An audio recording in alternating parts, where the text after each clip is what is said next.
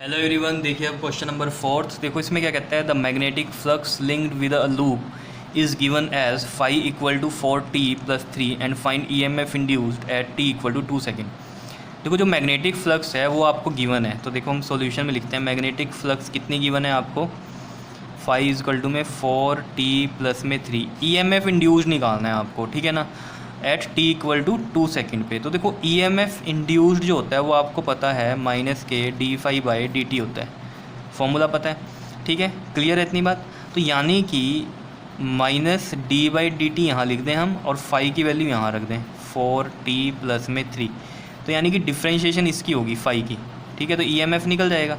तो देखो कैसे, देखो डिफ्रेंशिएशन, देखो ये जो कांस्टेंट है 3, इसकी डिफ्रेंशिएशन तो जीरो ही हो जाएगी, समझ रहे हो ये बात, ठीक है। देखो कैसे, माइनस बाहर देते हैं हम, d/dt ऑफ 4t प्लस में d/dt ऑफ 3, ऐसे लिख दिया मैंने ये अलग अलग करके, ठीक है।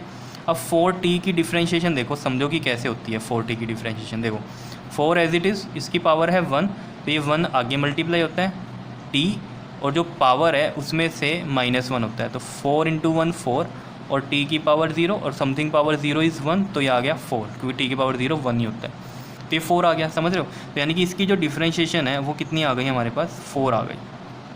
क्लियर है इतनी बात या नहीं। प्लस में d/dt ऑफ दिस 3। अब देखो 3 है कांस्टेंट टर्म की जो डिफ्रेंशिएशन होती है वो क्या होती है, 0 होती है, समझ रहे हो। अगर यहाँ कुछ और होता, t लगा होता, फिर तो आ जाती कोई डिफ्रेंशिएशन, समझ रहे हो, 3 आ जाती डिफ्रेंशिएशन, लेकिन यहाँ सिंपल 3 है, यानी कि ये कांस्टेंट टर्म है, तो इसकी डिफ्रेंशिएशन 0 होगी। तो जो E हो गया आपके पास वो आ गया -4 वोल्ट। क्या इतनी बात क्लियर है। और ये जो 2 सेकंड वाली कहानी है, ये जो 2 सेकंड वाली कहानी है, ये कब आती, अगर हमारे पास डिफ्रेंशिएशन करने के बाद यहाँ कुछ t आ रहा होता तो हम t की वैल्यू पुट करते 2 सेकंड, समझ रहे हो। ये अगले क्वेश्चन में आपको क्लियर होगी बात, ठीक है। अब देखो मैं थोड़ा सा आपको डिफ्रेंशिएशन का समझा दूँ।